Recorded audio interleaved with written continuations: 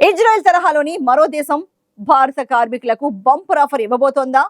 తమ దేశంలో తగ్గుతున్న శ్రామిక శక్తిని భారతీయులతో సమానం చేసుకోవాలని తైవాన్ కూడా భావిస్తోందా? అయితే ఈ ఆఫర్ వెనుక పెద్ద వ్యూహమే ఉందని విశ్లేషకులు వ్యాఖ్యానిస్తున్నారు. మరి ఈ కథ ఏంటో చూద్దామా?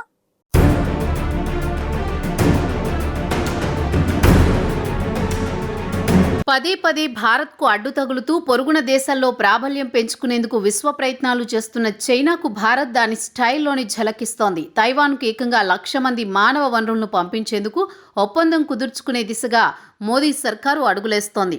ఇప్పటి వరకు వన్ చైనా విధానానికి కట్టుబడి ఉన్న భారత్ ఇకపై తన ప్రయోజనాలకే పెద్దపీట వేస్తున్నట్లుగా చైనాకు స్పష్టమైన సంకేతాలు ఇస్తోంది. చైనా ఆలోచనలు, అడుగులు ఎప్పుడూ స్వీయ ప్రయోజనాల కోణంలోనే ఉంటాయి. ఈ క్రమంలో ఎవరెన్ని అభ్యంతరాలు వ్యక్తం చేసినా డ్రాగన్ ఖాతరు చేయదు.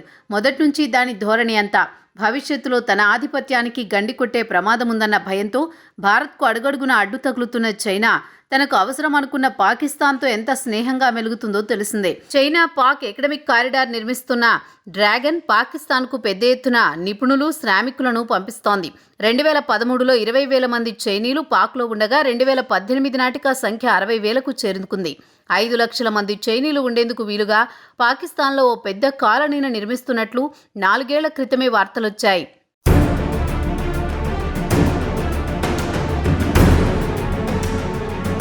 దక్షిణాసియాలో హిందూ మహాసముద్ర జలాల్లో ప్రాబల్యం పెంచుకుంటూ అడుగడుగునా భారత్కు ఆటంకం కలిగిస్తోన్న చైనాకు షాక్ ఇచ్చేందుకు భారత్ రెడీ అవుతోంది.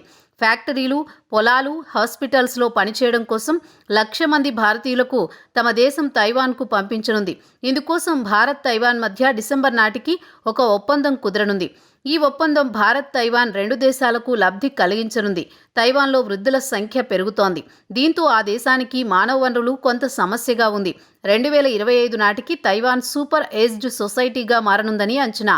అంటే ఆ దేశ జనాభాలో 20% మంది 65 ఏళ్లు పైబడిన వారు ఉంటారు. $790 బిలియన్ తైవాన్ ఆర్థిక వ్యవస్థ మరింత ముందుకు వెళ్లడానికి శ్రామికులు అవసరం. దీంతో భారత్తో ఒప్పందం చేసుకోవడంతో పాటు స్థానికులతో సమానంగా భారతీయులకు వేతనాలు ఇవ్వడానికి బీమా సదుపాయాలు కల్పించేందుకు తైవాన్ సుముఖంగా ఉంది.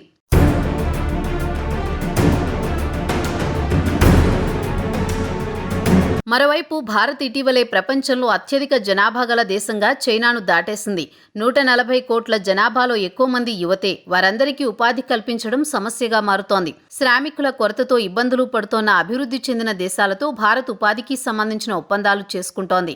ఇప్పటి వరకు జపాన్, ఫ్రాన్స్, యూకే తదితర 13 దేశాలతో భారత్ ఈ తరహా ఒప్పందం కుదుర్చుకుంది. నెదర్లాండ్స్, గ్రీస్, డెన్మార్క్, స్విట్జర్లాండ్ లాంటి దేశాలతో అదే తరహా ఒప్పందాల కోసం చర్చిస్తోంది.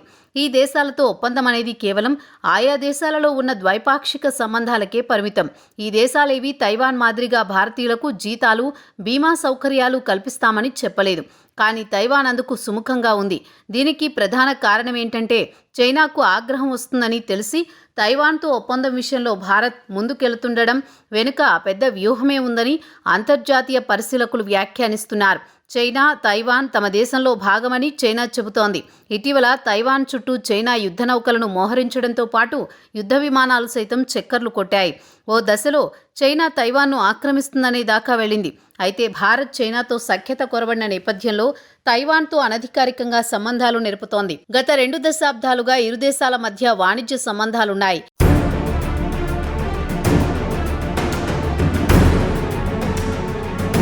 ఇప్పుడు మరో అడుగు ముందుకేసి తైవాన్కు 1,00,000 మంది శ్రామికులను పంపించనుంది. అంటే నీ ప్రయోజనాలు నీకంత ముఖ్యమో, నా ప్రయోజనాలు నాకు అంతే ముఖ్యమని డ్రాగన్కు చెబుతున్నట్టే.